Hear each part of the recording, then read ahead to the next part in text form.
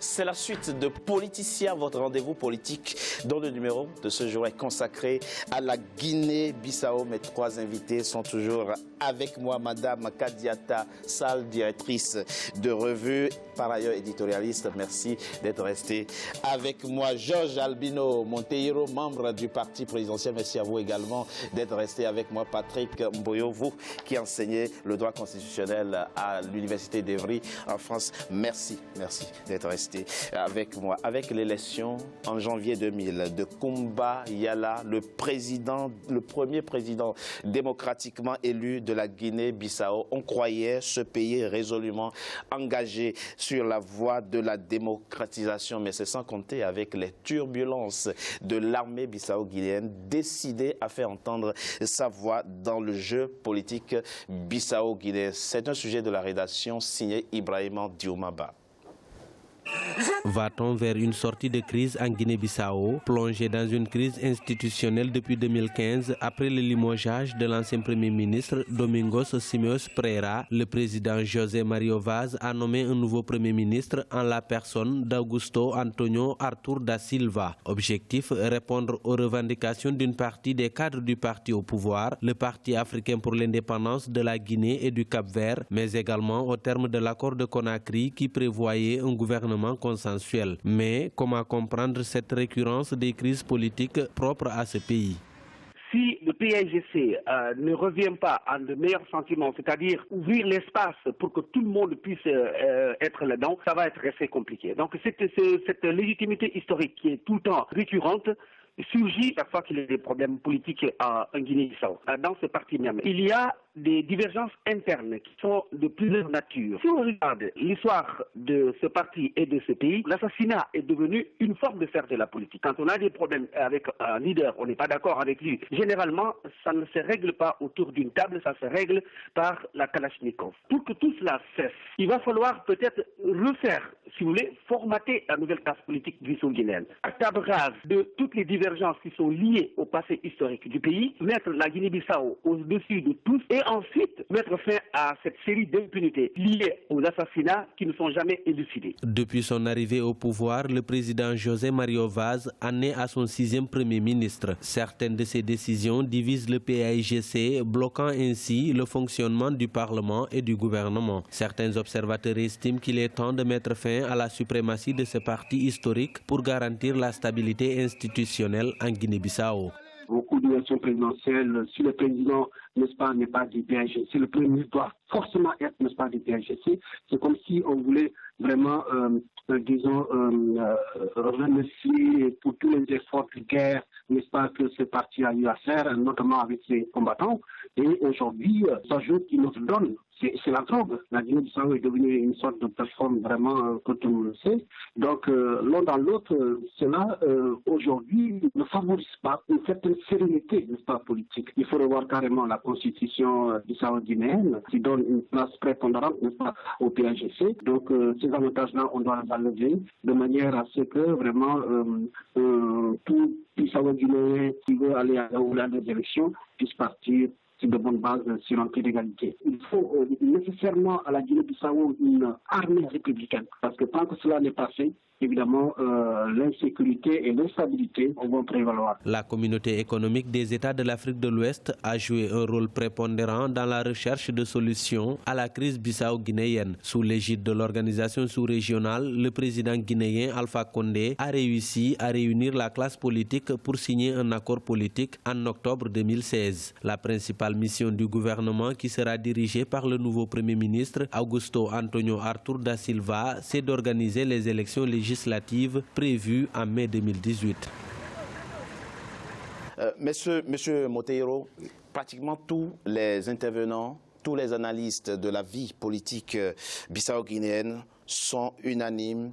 Le premier problème de la Guinée-Bissau, c'est le problème du parti au pouvoir. Oui. Est-ce que vous qui êtes membre de ce parti, vous n'avez pas le sentiment de prendre le pays en otage, de prendre vos compatriotes en otage qui ne sont pas membres de ce parti? Il est vrai que, comme je disais tout à l'heure, oui, le PAIGC, à chaque fois qu'il vient au pouvoir, il y a des troubles. Oui. Et qu'il faut changer ou repenser comment ce parti peut être dirigé. Il est vrai que le monsieur DSP, Domingos Simões Pereira, a gagné les élections, mais il n'a pas sauvé sa majorité politique pour le faire une arme, au fait, de bataille. Oui. Mais peut-on Comment vous imaginez qu'on gagne l'élection, en moins d'1 an, on perd 15 députés. Parce qu'il y a un problème. Et c'est lequel, selon vous? Et ces problèmes-là, c'est question de reconnaissance. Il y a des gens qui ont travaillé jour et nuit dans ces partis-là, et qu'après le congrès de Cacheu, on les a jetés comme une éponge. Mais l'accord de Conakry signé en 2016 prévoyait justement la réintégration de ces gens-là qu'on a jetés du mais du parti. Est-ce qu'il y a eu réintégration de ces gens-là? Non. Et pourquoi? Parce que il y a des gens qui pensent qu'ils sont Dieu Tout-Puissant et que le parti les appartient. Mais vous êtes toujours membre de ce parti? Je suis toujours membre de ce parti. Et vous êtes en accord avec sa ligne politique, ses pratiques politiques? Non. D'accord. Non, je ne suis pas d'accord. Parce que l'accord de Conakry dit que le président de la République nomme un membre de PSGC, voilà, un élément de PSGC, mais cet membre de PSGC, il doit être de sa confiance. Et voilà d'ailleurs pourquoi je pense qu'il a nommé Arthur Silva. D'accord. Il est membre de PSGC, il est de confiance de président de la République. Bon, il a la confiance, on ne sait pas. Les prédécesseurs ont aussi eu la confiance, sa confiance. Non, mais aujourd'hui, on ne peut pas dicter le président de la République à un Premier ministre. On ne peut pas l'imposer à un Premier ministre. Parce que le président, il préside l'État. D'accord. Le Premier ministre gouverne. Donc, il doit être ensemble. Si moi et vous, on ne s'entend pas, on ne peut pas gouverner ensemble. Ça, c'est clair. Donc, on parle de l'accord de Conakry. Cet accord de Conakry, c'est tout un cafouillage. C'est pas clair.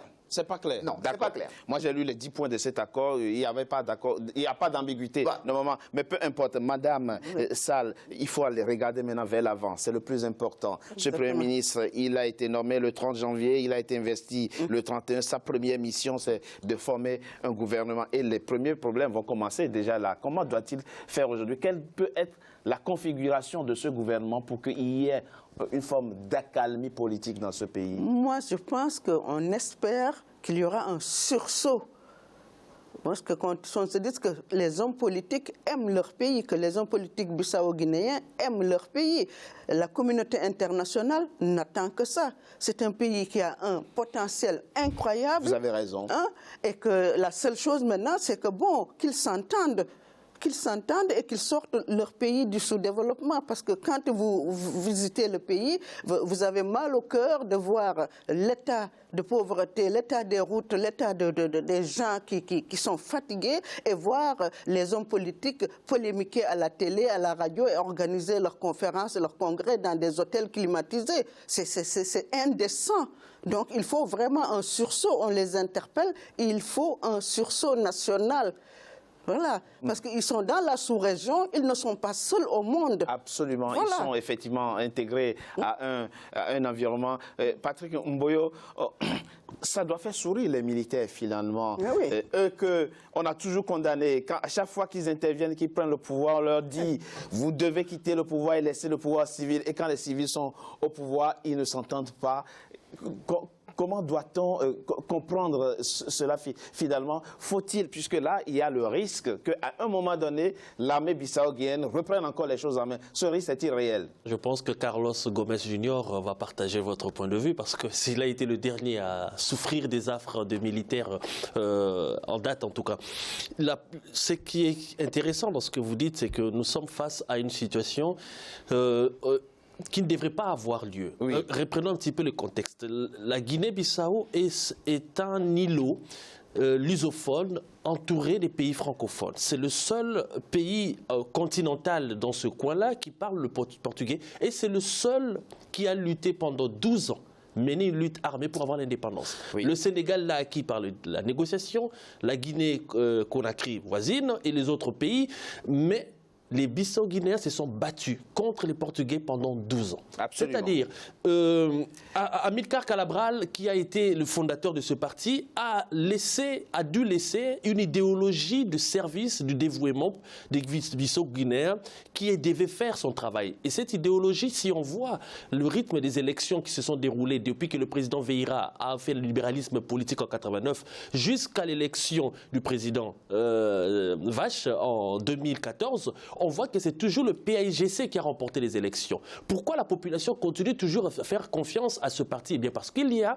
une aura historique que ce parti porte et il y a un héritage historique politique. Et on reconnaît à ce parti. Hélas, les dirigeants, la personne qui serait aujourd'hui à même de décider de créer une force parallèle qui pourrait vraiment redistribuer les cartes, c'est malheureusement M. Domingos Pereira qui se trouve aujourd'hui président du PAIGC, mais qui n'est plus en bon terme avec le président.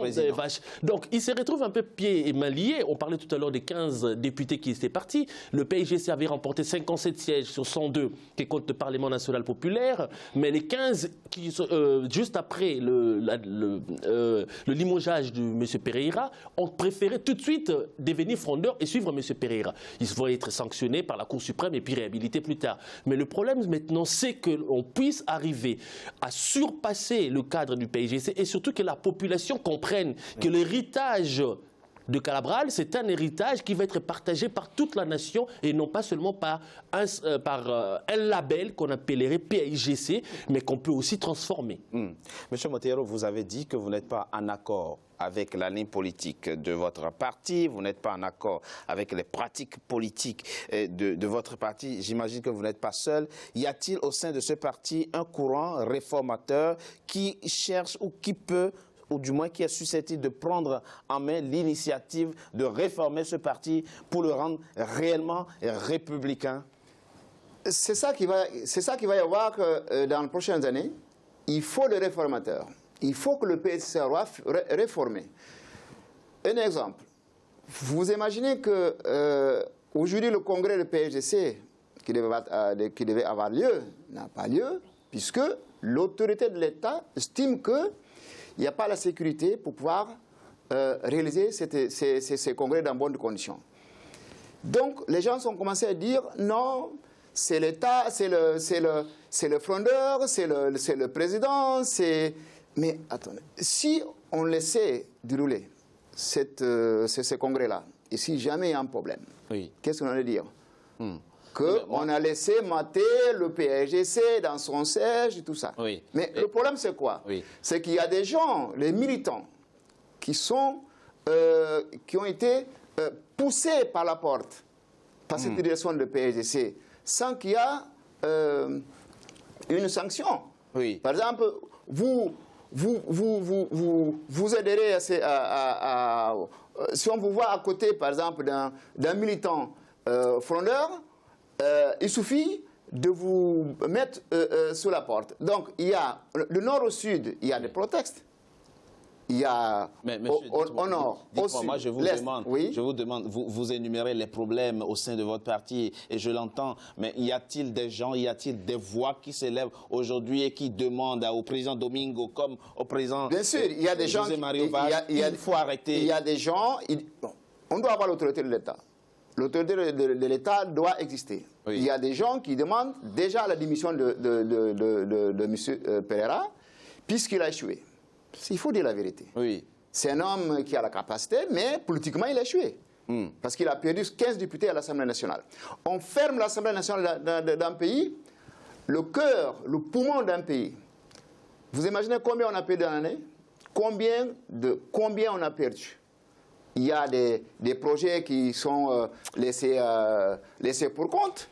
Donc, rien ne marche. Donc, nous-mêmes, il devait tirer les leçons de tout ça. Il devait même lui-même démissionner. Aller préparer, puisque c'est un homme, je pense, qui peut encore rebondir. Mais il faut qu'il laisse le PAIGC, puisqu'il a perdu le cap. Permettez-moi de préciser de ces partis. Je veux juste terminer.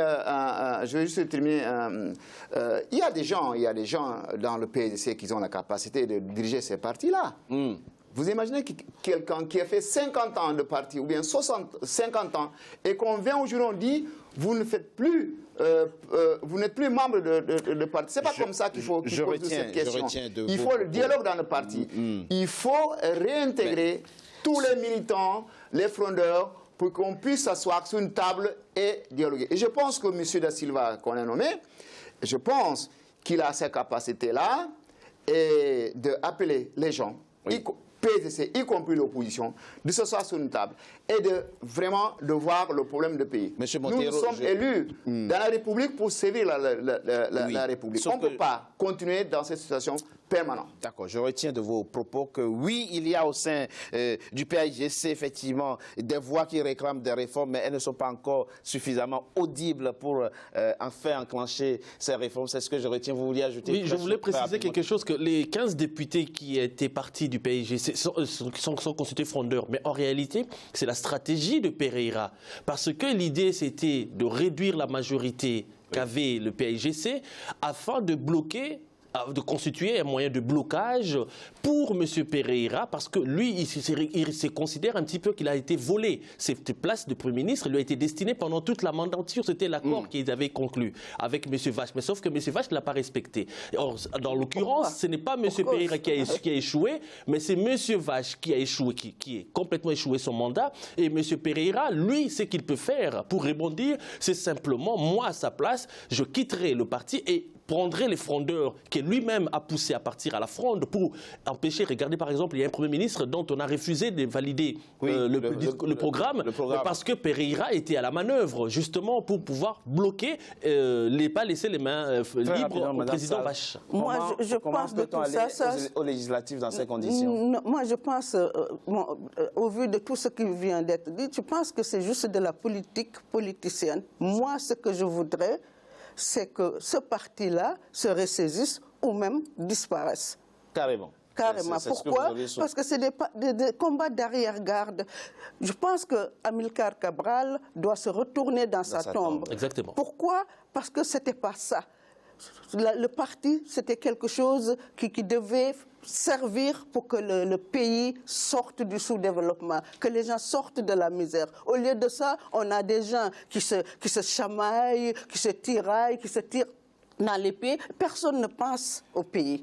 C'est ça. Et pour moi, le PAIGC doit disparaître. Il faut qu'il y ait un renouveau politique avec des jeunes qui vivent dans leur époque, qui ne vivent pas au 19e ou au 20e siècle, mais qu'on est au 21e siècle, mais qui se disent, voilà, on va sortir notre pays du sous-développement. Pour moi, c'est ça. Il faut un renouveau, dites-vous, et à juste titre, mais qui peut aider à ce renouveau? La CEDEAO peut-elle jouer un rôle? Comment évaluer, comment analyser aujourd'hui les relations entre, évidemment, l'État bissau-guinéen et l'organisation sous-régionale? On en parle dans la troisième partie de notre émission. Après une coup de pause, à tout de suite.